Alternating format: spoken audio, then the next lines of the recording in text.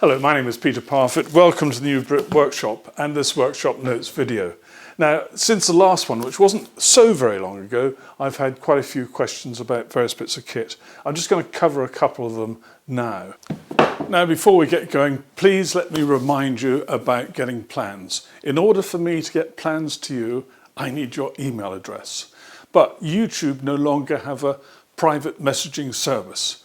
However, if you're to put your genuine email, no just trying to disguise it with AT instead of the @ sign, put your genuine email in a comment to me, preferably the comment to the video whose plans you want, that sort of thing, then that comment of yours will be picked up by the YouTube spam filter and it'll go into my spam folder. Only you and I will be able to see it, nobody else. I'll then react to it. I'll send you the plans and then I'll delete the comment which contains your email address. Now let's get into the video. The first off, in my, I think it was my outdoor series video, whatever it was, I showed these ear defenders from Stihl. Now these I use outdoors, but the question I've been asked is, are they suitable for in the workshop? And the answer is yes, they are. And they are a very economic alternative to the really expensive ones that you've seen me using made by 3M. Basically, for about £80, you get these. They've got Bluetooth connectivity and they'll connect to your smartphone and you can do whatever you need to do in the workshop, knowing that you can not miss a call or listen to music. And they're suitably robust.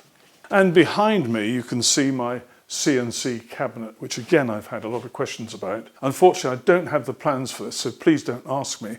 But what I'll do is I'll take you through the process of me taking it from CNC in action down to CNC folded away, cabinet in use for other things.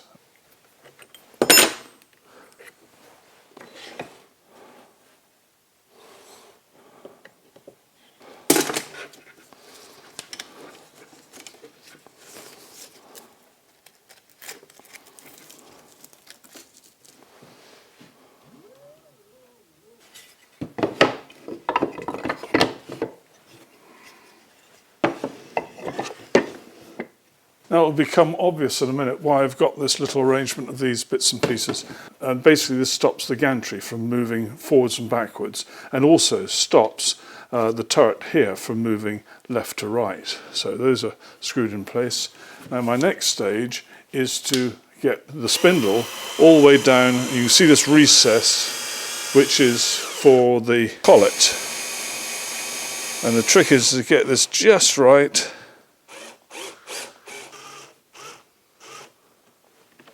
So that now is supporting the writer at this point, because the writer is quite a heavy bit of kit. And that's screwed in tight. So now the gantry, the spindle, everything is held relative in place. Now I've got a handle that goes on the front here, but unfortunately I have to remove it when the CNC is in operation, because otherwise the dust boot will just hit it as it comes to its foremost position. So that was a very slight design error, but then I was up against some pretty tight constraints. So these two screws go back in. Now this whole frame is made of oak, there's MDF set into it, and it's pretty rigid, and so this handle is able to take quite a bit of weight. Now you would have seen that I've coiled up my various leads here, and they are then secured with a Velcro strap, so they're not going to go anywhere. And on either side, I've got little screw gadgets that hold this absolutely rigid in place, and you should be able to just see underneath here there's a panel that supports the weight.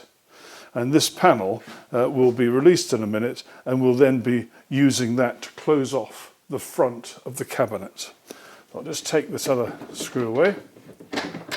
So the only thing that's holding this up at the moment is this panel, which is here. And I'm now about to remove it.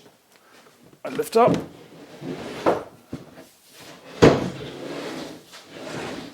and move it to one side. And as I lower this, it comes to a stop.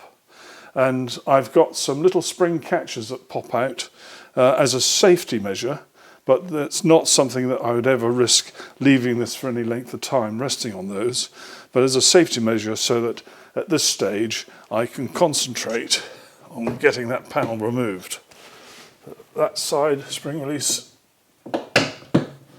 With both those catches released, I can now lower this. I'm doing it very carefully, very gently.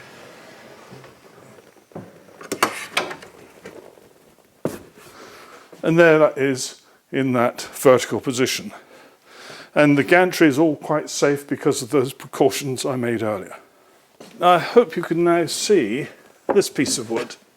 Now, this piece of wood is the exact distance required for the panel to be placed away from that front when it's in the operational position. So what I do is when I'm unfolding this, I pop that down, and that allows me to get the bottom of the panel in exactly the right place.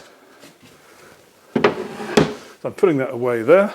Now I hope you find this interesting. Here's my computer, which I use for driving the CNC, and it's sitting on a little box arrangement that holds all the various bits and pieces that I need to play with the CNC, apart from cutters, which are in a separate place. So I want to make sure this computer doesn't slide off. If I hold the base tightly, you can see it's not going anywhere until I do this. That then releases the magnetic connection between this big steel washer here and a set of 4 magnets, which are in the top here. And in the middle of those magnets is a little pivot point. So I can rotate this. The steel washer is rotating in contact with those 4 magnets, and so it's holding it down all the time, yet I can still rotate it. So that's quite a nifty little neato trick. And I keep this box of goodies in here because I only need them when the CNC is in use. Similarly, I only need the dust extraction arrangements when the CNC is in use, so they can go in. So that can go in just like so. So that's now all tucked away really nicely. Now I bring my panel across. The panel has, at the top, a little brass pin sticking out. I think it's about a 6mm, maybe 8mm pin, and that will fit into a slot here, and there's one at the other end as well. And at the bottom, there's a slot in this, and there's a pin at the bottom there and on the other side, so that I can now introduce this into the gap.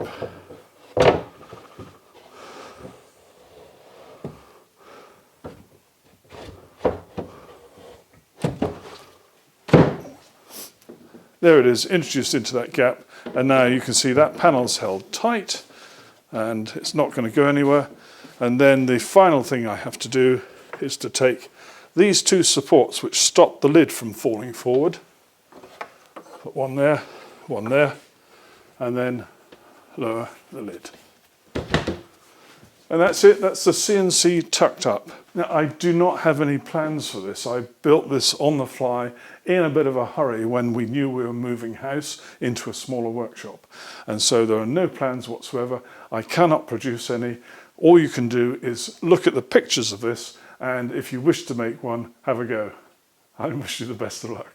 And this is where I keep the rest of my CNC kit. I've got some cutters which I only use on the CNC there, and the ones that I use in my routers as well as the CNC I keep in a separate tool rack here. These are all Trend professional cutters, and my computer now fits neatly into here. There it is. So that's tucked away. I can now close this drawer and everything is now dust free. Now, back in 2018, I think it was, I made a folding bench. And the real reason I made it was it would give me the ability to demonstrate Parf kit on something the same size as a Festool MFT3, but it was a little bit more stable and so on. But it still folded and would fit on a standard Euro size pallet. Well, I've been asked for the plans for this a number of times, and I can provide them, and I've got a sort of copy here. I can provide plans for this bench, but I don't have the bench. Now, I lent it to someone. I think I know who it was, but I've not had it back yet, and that was over a year ago. So I'm sorry, I can't show you the bench. And I didn't make a video of its real construction, the complete part of its construction. I'll try and find anything I've got on it and include it in this video. But the plans for that folding bench, the same size as a Festool MFT3, are available. And I call it the Parf Folding Bench. So there we go. Now, just before I folded the CNC away, I made this little gadget. I'll just tell you about it now. And the reason I made this is thanks to a friend of mine in Germany, Oliver. Wherever you are in Germany, thank you very much indeed for the idea. I'm not going to take you through any part of how it was made whatsoever, but I'm mentioning it because sometimes people who've got a CNC think, well, what could I make next? Well, I'm just going to tell you what this is, and then you might go and make one. You can design it yourself. Now, you know those shopping trolleys where you've got to insert a coin? Well, if you do a Google search, whichever country in the world you're in, and find out the dimensions of the coins that your shopping trolleys favour, then you can make this piece the right diameter and the right thickness, and then have a little handle bit here, and then you can use this in a shopping trolley. And I put a little hole in the end there so you have a piece of colourful string or something attached to it. And so there we go. If you're like me, you never seem to have a pound coin on you. We just have one of these in your wallet or in the car or whatever, and you know you can always get a shopping trolley. And so that's really cheap and cheerful, really easy to produce, and I'm not going to tell you how to go about it.